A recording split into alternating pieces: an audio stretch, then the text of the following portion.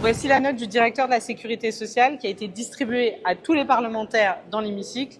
Je vous explique ce qu'elle contient.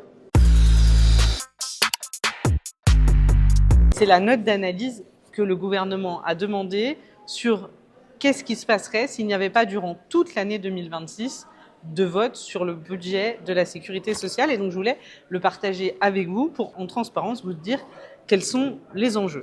Peut-être commencer par quelque chose qui va, je pense, rassurer beaucoup de personnes, c'est que aujourd'hui, et ça c'est écrit, c'est que l'ensemble des prestations sociales, que ce soit les prestations pour les soins, le remboursement des soins de ville, les remboursements des soins hospitaliers, les prestations familiales et bien sûr les pensions de retraite, elles seront versées. Donc ça, aujourd'hui, c'est des droits et vous continuerez à avoir vos droits.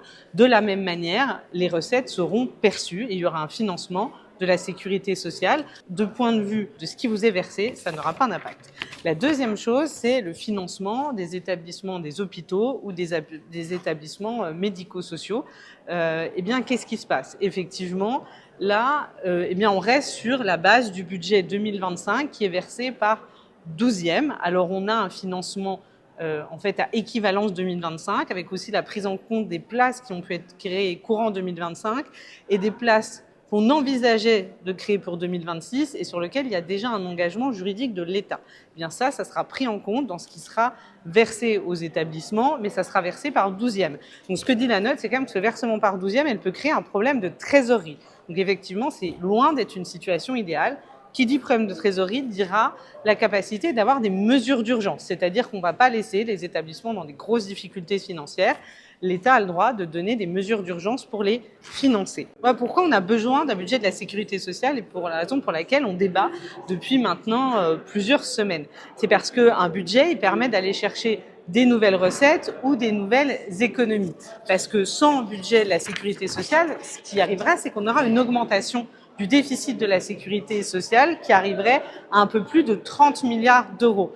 Et on le sait aujourd'hui, c'est pas soutenable financièrement et surtout c'est utilisé par la droite, par l'extrême droite pour aller affaiblir la sécurité sociale.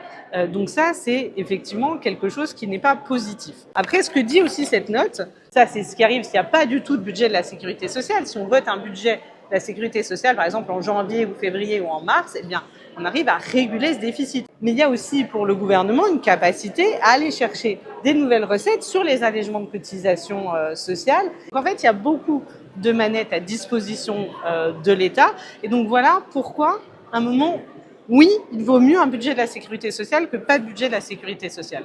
Mais il ne faut pas se tromper, le débat qu'on a aujourd'hui, c'est pas celui-là. C'est qu'est-ce qu'on met dans le budget de la sécurité sociale. Eh bien, nous, on pense que ce déficit-là, il ne doit pas être compensé par le fait de prendre sur les prestations sociales, de prendre sur les retraites, ça ce n'est pas possible. Il faut avoir de nouvelles recettes en allant notamment chercher sur les exonérations de cotisations sociales, en allant chercher sur la CSG des hauts patrimoines. Et donc voilà le débat. Le débat est toujours réduit à pour ou contre le fait qu'il y ait un budget de la sécurité sociale, permet d'imposer à la suite une politique publique dont 99% des Français vont payer la facture.